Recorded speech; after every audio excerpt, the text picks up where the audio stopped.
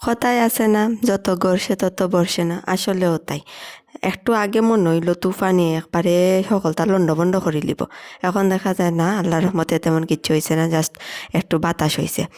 যাই হোক, সব মিলাইয়া এখন পরিবেশটা খুবই সুন্দর লাগে। যে মেদি তাকাইলাম এমনিতেও ভালো লাগে। আটরামার দেখলাম সব কিছু ঠিকঠাক আছে কিনা। এখন দেখি না, আল্লাহর রহমতে সব কিছুই ঠিকঠাক আছে, কোনো ক্ষয়ক্ষতি হয়েছে না। আচ্ছা, যাই হোক, ওইটা প্রসঙ্গ বাদ দিই। আচ্ছা, সবাই কিলা আসেন, আশা করি সবাই ভালো আসেন। ঈদর তুফানের দিনে একটা কথাই বারবার মনে হয়, আসলে 1 মিনিটের ভরসা নাই। আমরা যে কোনো সময় যে কোনো মুহূর্তে এই সব কিছু সারিয়া সরিয়া কিন্তু যাইতাম কি পারি। আচ্ছা, ওই যে মহাবীর আলেকজান্ডারের নাম নিশ্চয়ই শুনছেন। আলেকজান্ডার দ্য গ্রেট ইতিহাসে এক বিরল আলোচিত নাম। তাই কিন্তু সুদূর গ্রিস থেকে একের পর এক দেশ জয় করিয়া তার বাহিনী লইয়া ভারতে অব্দি আইসলাম। ফারসের কাছে তিনি আইয়া ওই যে ইস্কান্দার বাদশা নামে পরিচিত হইন। এটা তো সবাই জানে।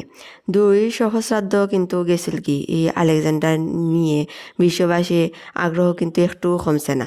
আর কমতোই বা কিলা, 32 বছরের সংক্ষিপ্ত জীবনে তাই যা জয় করছেন, এটা পৃথিবীর ইতিহাসে কিন্তু দ্বিতীয় সর্বোচ্চ সাম্রাজ্য।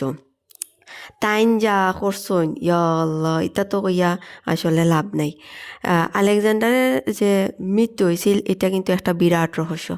তাইন মানে আমরা এমন একটা সময়ের কথা কইলাম যখন কিন্তু এটা উন্নত চিকিৎসা ব্যবস্থা আসিল না। ওই যে কি তার টেস্ট মানে ফরেন্সিক টেস্ট এটা আসিল না। ঠিক মানে কি কারণে তাইনের মৃত্যু হয়েছিল, এটা কিন্তু এখন আমরা কেউ সঠিকভাবে কইতাম পারি না।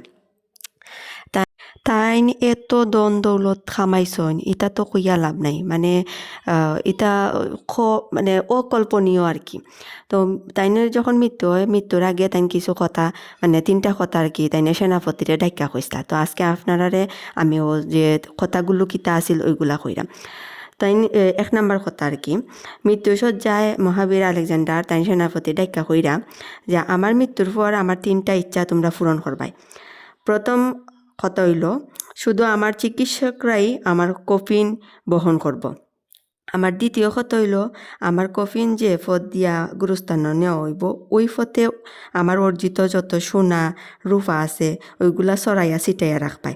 আর আমার তৃতীয় কথা হইল, কফিন বহনের সময় আমার 2 হাত বাইরে ঝুলে থাকবো। তো সেনাপতি তখন কইল, এই বিচিত্র ইচ্ছা কি তার লাগি। দীর্ঘশ্বাস ছাড়িয়া তখন আলেকজান্ডার কইরা, দুনিয়ার সামনে আমি 3টা শিক্ষা রাখা যাইতাম চাই।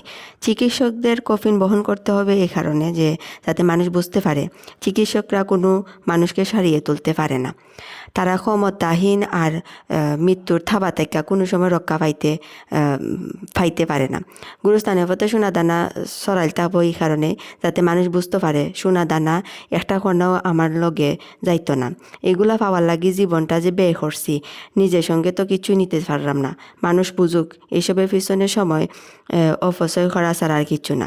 কফিনের বাইরে আমার হাত মানে জোলাইল থাকবো এই কারণে যাতে মানুষ বুঝতে পারে যে পৃথিবী থেকে খালি হাতে যাইতে